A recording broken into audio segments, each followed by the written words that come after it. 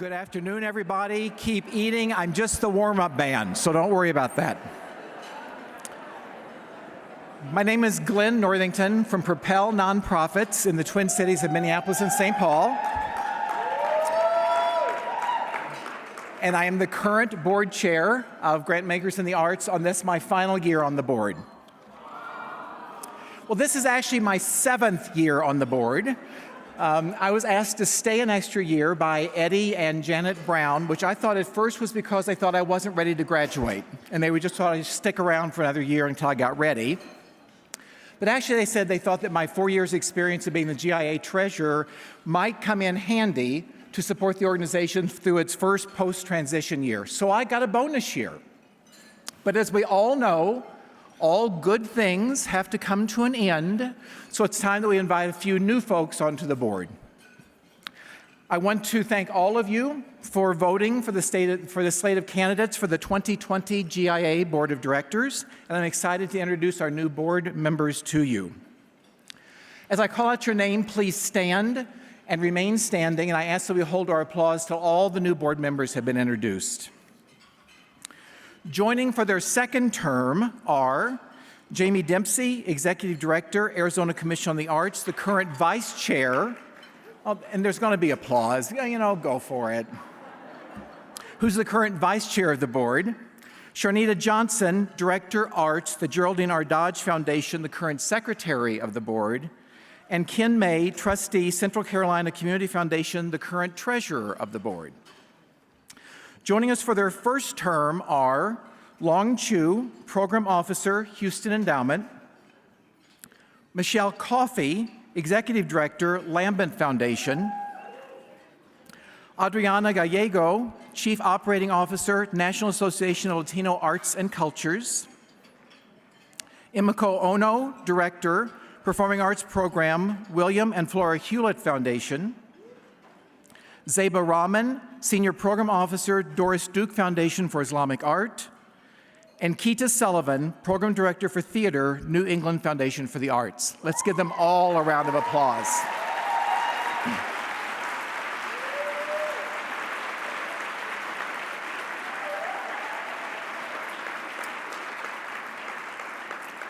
I would especially like to recognize the board members who also are transitioning off the board at the end of this year.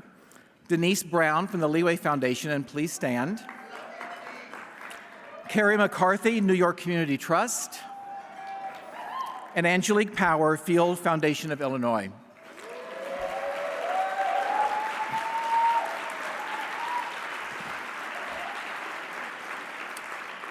Would the rest of the current Board of Directors of GIA please stand so you also can be recognized?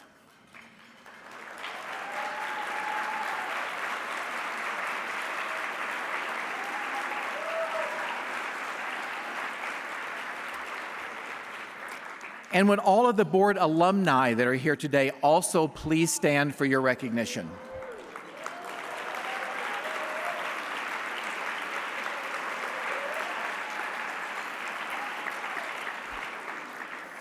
Eddie is going to recognize the amazing staff, so I won't steal his thunder for that. So lastly, I just want to recognize all of you, the members of GIA. You have identified, embraced, and championed the key pillars of GIA: support of individual artists, arts education, capitalization, racial equity, and arts at the intersection. You are guides, coaches, confidants, thought leaders, truth tellers, supporters, advocates, and friends for many, including me. Mentor was a word that kept coming back to me as a way to describe you, and I think it's because you are such a personification of the use of that word, mentor, as defined by one of my role models and heroes, writer and activist Maya Angelou. Here's what Ms. Angelou has to say about mentors, and try to imagine this in her wonderfully distinctive voice. In order to be a mentor, and an effective one must care. You must care. You don't have to know how many square miles are in Idaho. You don't need to know what the chemical makeup is of chemistry, or of blood, or of water. Know what you know and care about the person. Care about what you know and care about the person you're sharing with. A mentor helps the person to interpret the world. Thank you all for caring so passionately about the great work we're engaged in together and for helping many to interpret the world. Give yourselves a round of applause.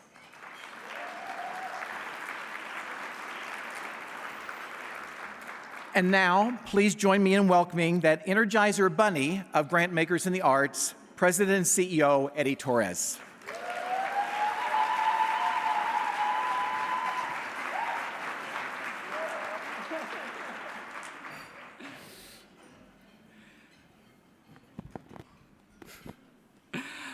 Thank you. And I want to say, Glyn, Angelique, Denise, Carrie, I love you.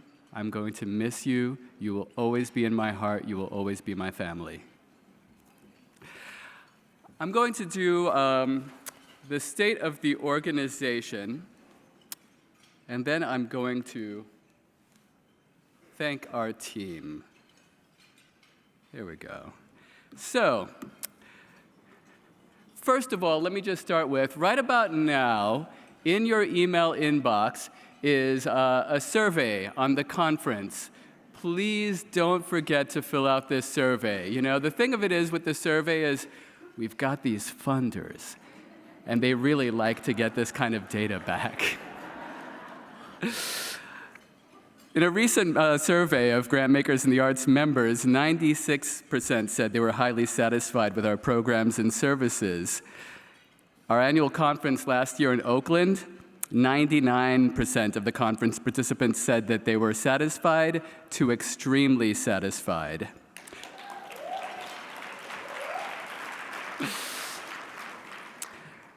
Of all the work that we do, probably the most enthusiastically received is our racial equity work. It's our most popular topic across all of our platforms. To put this into context, a typical webinar that is well viewed is about maybe 80 views. Our racial equity webinar that we did with our colleagues at Race Forward had about 400 views. We've begun doing the racial equity and arts funding workshops. We've done them in Detroit, Cleveland, Seattle. We have New Jersey coming up next month. We're negotiating to do them in Boston early next year. In response to the statement, what I learned from the workshop will be useful to my work, we had 95% agreement, with 76% strongly agreed. None disagreed. Some of the workshop participants' remarks include, I want to express my gratitude. You and the whole facilitation team brought much-needed context, advice, and inspiration to our group. Another said, I really appreciated the honesty and vulnerability of the facilitators throughout the workshop, especially in the discussions around the case studies. This was something I haven't experienced in a training previously. Another said, I left feeling hopeful that the assembled organizations will move forward together. I came away with several clear steps that I plan to take in my organization. And another said, after the workshop, I feel inspired, and I'm able to see more clearly the power I have as an individual to enact change. We also do work in the advocacy space, and it's something that we take really, really seriously and importantly. While we obviously really respect philanthropy, there's just far more public money than there is philanthropy, particularly institutional philanthropy. So we have successfully advocated to get inclusion of the arts in the Child Care for Working Families Act, which is currently in committee, so that there's more money going to low-income kids specifically for the arts. And because we believe in lifelong learning, we've managed to get arts inclusion language in the Older Americans Act, which the House Education and Labor Committee recently passed.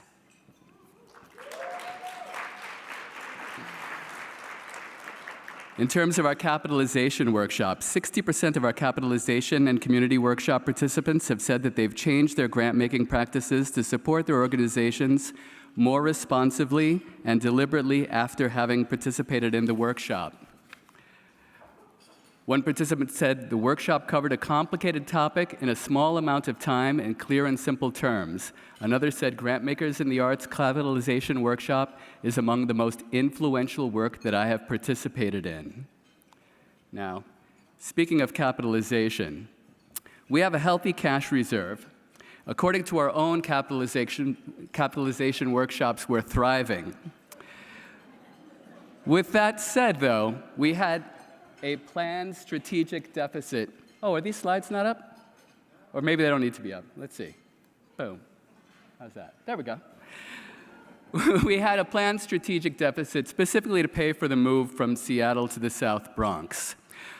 This was planned. We had money specifically set aside for this, so not a big crisis, nothing bad. With that said, though, obviously, you've been to the Oakland Conference, or you've heard about the Oakland Conference. At this point, it's legendary. They've written songs about it. Now, that was obviously not planned, so that was about a $200,000 overage.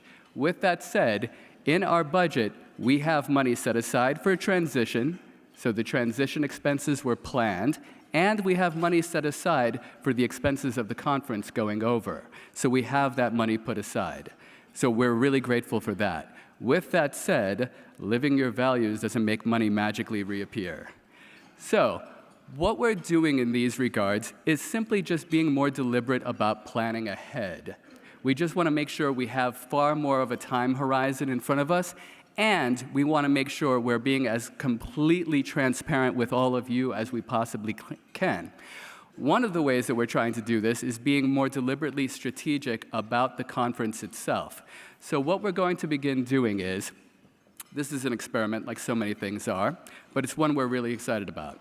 We would like to begin alternating years for the conference so that in one year we do the conference in a place that's member dense, and in the following year we do it in a place that's culturally rich but member sparse, right? So what does that look like in real life? So in real life, that looks like next year, doing the conference in New York City. And in the following year, doing the conference in Puerto Rico.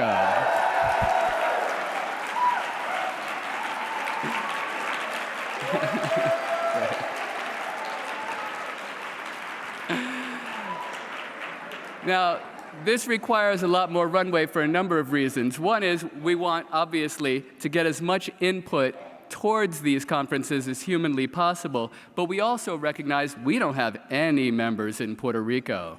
So we need to engage people to make sure that they invest in the conference in Puerto Rico, a place where they don't normally invest, and ideally, we're doing this because we want to make sure people invest in places they don't normally invest.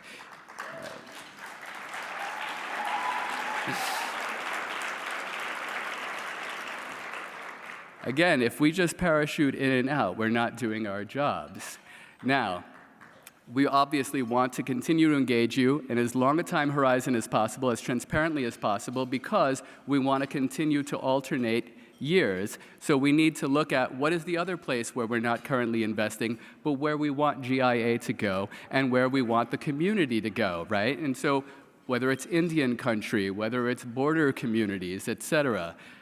The year after Puerto Rico, we would like to bring the conference for the first time ever to Chicago. And where we bring it after Chicago is up to you. So please remain in touch with us about this. I'm sorry you're not more enthusiastic. Now, when it comes to the conference, I am so grateful that we move it around, but ultimately, I joined GIA as a member and then as a board member and now as the CEO because I really think of GIA as my community. There's a song I like, the chorus of which is, home is wherever I'm with you. And that's how I feel about GIA. Obviously, we're going to be at this conference in a different city every year, but whenever I'm with you, I'm home. So I also want to say a great big thank you to our team. Oftentimes when we talk about our teams, we talk about them in terms like how hardworking they are or how conscientious they are. And that certainly is true, but here's the thing about our team. You're aware of all of that because that's the part of them and that's the part of their work that you can see.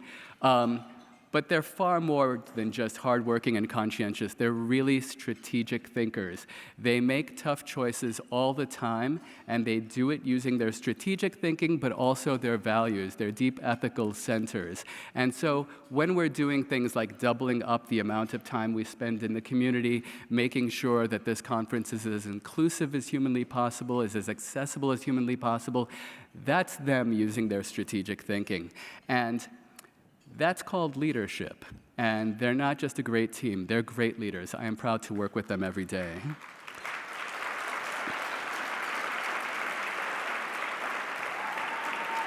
So let's bring them up and give them a round of applause. Web and Knowledge Manager Steve Klein. Membership Manager Jessica Corporan.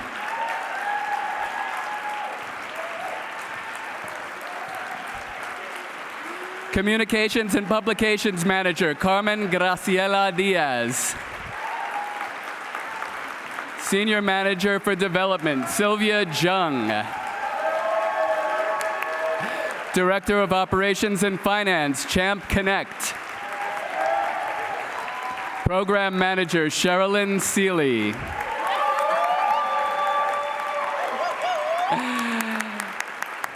And a great big extra special thank you to the incomparable Deputy Director and Director of Programs, Nadia Alokta. I speak on behalf of the entire GIA community when I say, I see you, I honor you, and I thank you. Thank you.